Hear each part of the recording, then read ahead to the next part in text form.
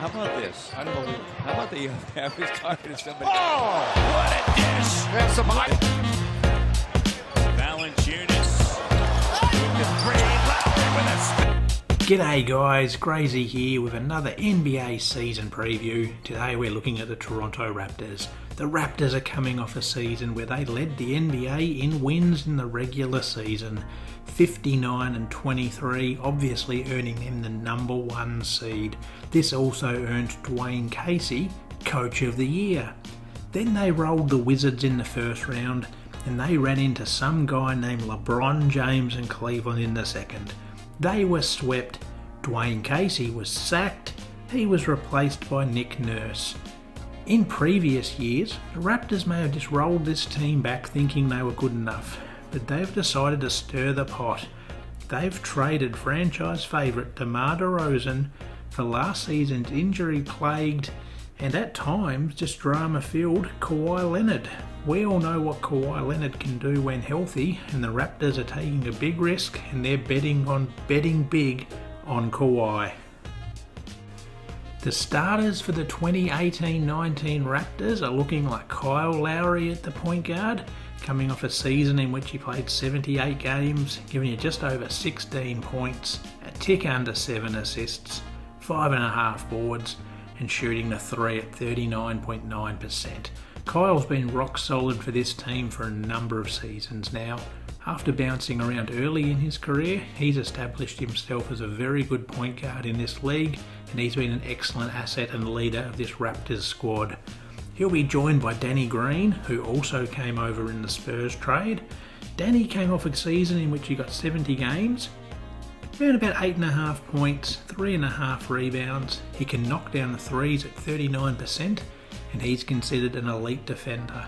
I believe he may have lost a step in the last year or two. A couple of playoffs ago, I thought he was looking like an elite player and quite an underrated player, but he's a very good guy and works very hard. And he'll be teamed up with his old Spurs teammate, Kawhi Leonard.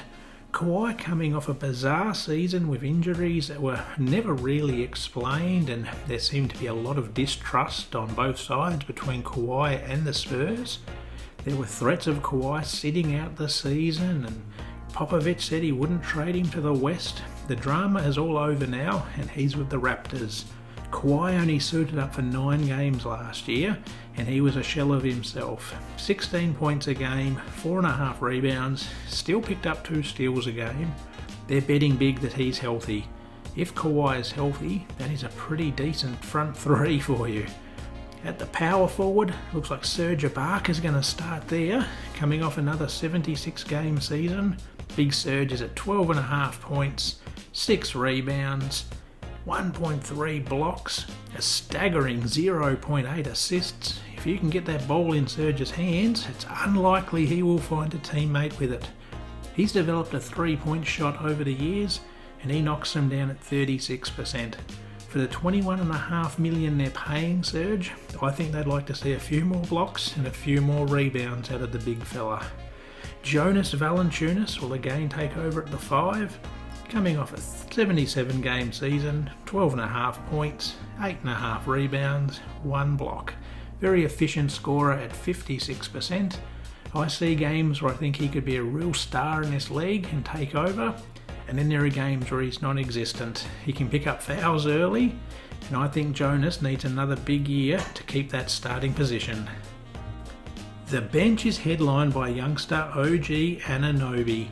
OG was the hold-up in the Raptors' trade with the Spurs, as the Spurs were adamant they wanted him as part of the package, and the Raptors refused to make him available. The Raptors have high hopes for him, and I've seen many experts thinking that OG could be the most improved player in the league this year.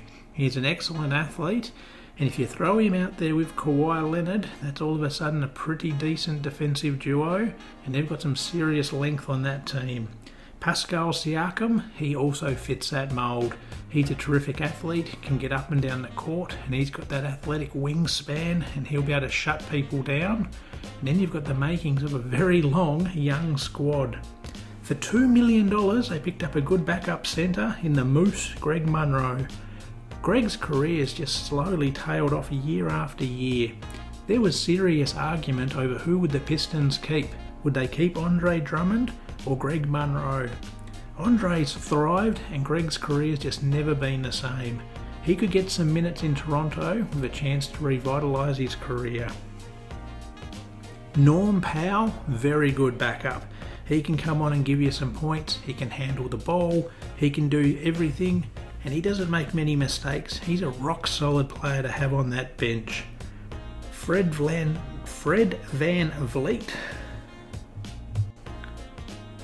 Fred VanVleet can come off of that bench and give you some punch. He can give you 8.5 points, 3 assists. I think there's some improvement in his game. And he's another player they did not want to make available at the trade deadline either. Fred can give you points, and he's a very solid player who makes a few mistakes, and he could be a part of this young Raptors nucleus for years to come. They've got Delon Wright coming off the bench, CJ Miles, Malachi Richardson, Lorenzo Brown, and Jordan Lloyd. That's a pretty long bench for the Raptors. So where does this leave the 2018-19 Raptors? I think they're one of the more intriguing teams in the league. If Kawhi Leonard is 100% healthy, you're looking at an elite squad. With young OG, Pascal Siakam, Kawhi, Danny Green, that's a lot of length. They'll cause sides a lot of problems. Jump shooting teams will struggle getting their shot off against these guys. Kyle Lowry, this could be a defensive juggernaut. Serge Ibaka and Jonas, if they can knuckle down and really give them some rebounds, this is a tough team to beat. If Kawhi Leonard is injured and sits out another season, this team could fall away quite quickly. I'm hoping that Kawhi is healthy and the Raptors are right there again at the end of the season. I'm going to hedge my bet, and I've got the Raptors finishing 4th.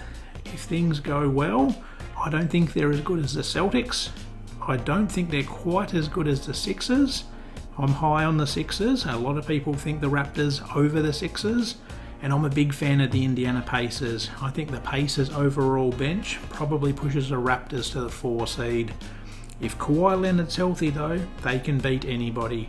What do you guys think? Where do you think this Toronto Raptors team finishes up this year? Do the young guys, OG, Pascal, Norm, Fred VanVleet, do they take over? Or do injuries to Kawhi derail this season? Let me know in the comments. Thank you so very much for watching. If you enjoyed that video, feel free to hit that like button. If you really enjoyed it, maybe hit the subscribe button so you know when the latest videos are out. If there's any feedback or things you'd like to see on the channel, feel free to pop it in the comments. I'm open to all suggestions. Thank you very much.